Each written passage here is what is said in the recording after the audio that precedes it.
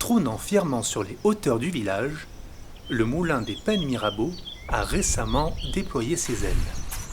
Aujourd'hui, Guy, nouveau meunier de la ville, se prépare à produire sa toute première farine.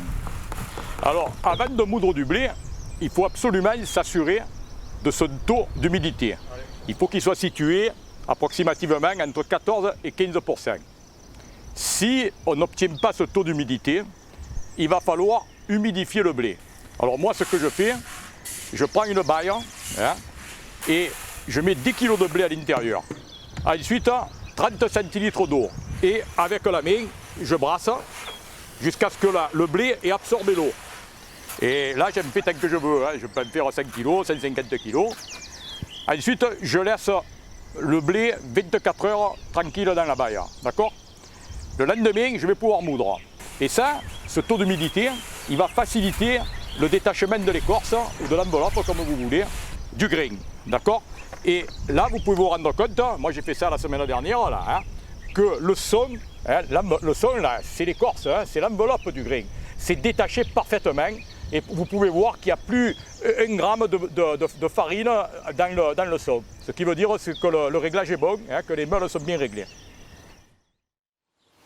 Le lendemain matin, 24 heures après l'opération d'humidification du blé, appelée mouillage, nous retrouvons notre meunier, fin prêt à mettre en route son moulin.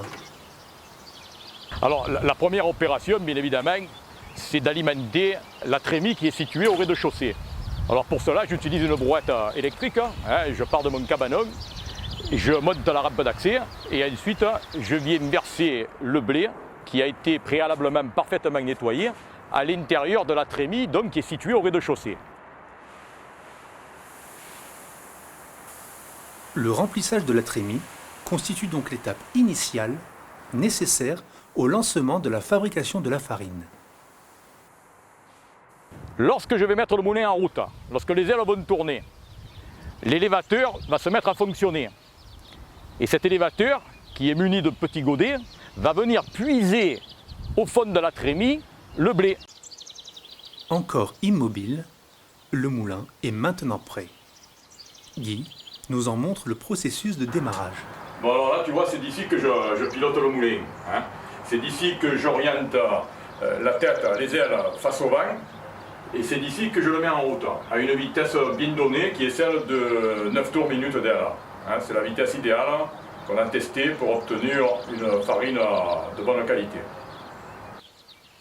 Et dans quelques secondes, ces ailes vont s'animer.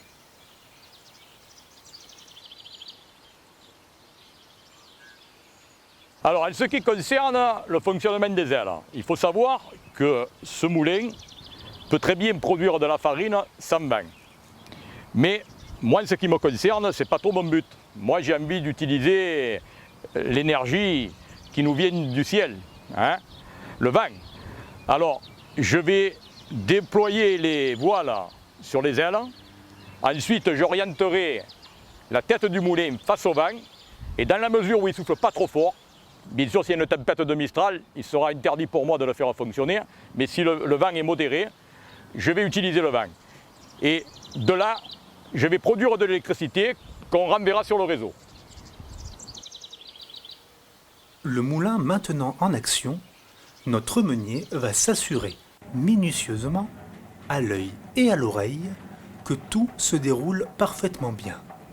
Et procéder ainsi à différents réglages et ajustements nécessaires. Alors la difficulté principale, si on peut dire, c'est le réglage des meules. C'est pour obtenir la trempure la plus parfaite, pour obtenir justement une sonde de qualité. Ça n'a pas été évident, bon, c'est une première.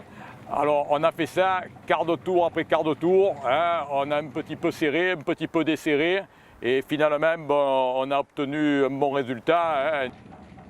La machinerie parfaitement réglée, quel chemin va prendre maintenant notre blé? Ce blé va être transporté à l'étage. Il va de là passer entre les meules.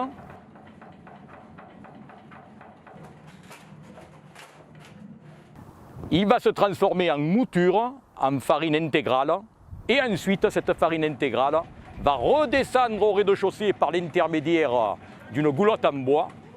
Et cette farine intégrale va traverser la bleuterie. Et là, elle va être tamisée.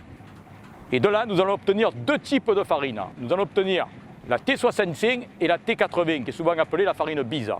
Alors, la différence, c'est essentiellement une question de granulométrie. La T65 est plus tamisée, plus raffinée que la T80. Il y a plus de son dans la T80 que dans la T65. On pourrait presque déjà sentir l'odeur du pain. En fin de semaine dernière, c'était ma première mouture, tout seul en fait, sans avoir à côté de moi des spécialistes de la question. Et j'étais très fier d'avoir obtenu donc, cette mouture magnifique. Et ensuite, l'ayant tamisée, je me suis rendu compte que la farine était particulièrement blanche, particulièrement fine. Et ça m'a réjoui, il faut le reconnaître. C'était la première fois que je faisais ce travail, quoi. Alors notre projet, notre but, c'est d'alimenter donc la boulangerie qui est située au cœur du village des Pennes, l'ancienne boulangerie Cyprien, pour ceux qui sont anciens sur la commune, qui va racheter cette farine et qui ensuite l'utilisera pour fabriquer son pain.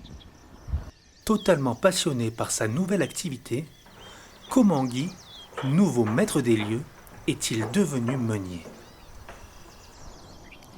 Alors moi, il faut savoir que j'étais donc au service des espaces verts et que ça faisait un certain nombre d'années que j'étais jardinier, même si après, au fil du temps, eh bien, je suis devenu responsable du service.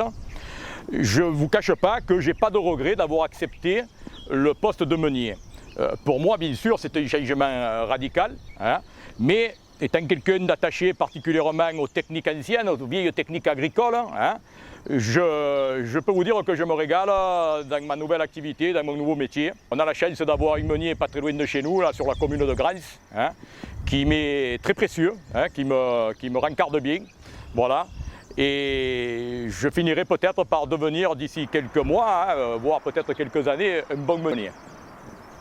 À terme, Guy et son moulin produiront une farine 100% pennoise. Une farine qui, pour la ville des Pennes Mirabeau, devrait devenir une véritable fierté.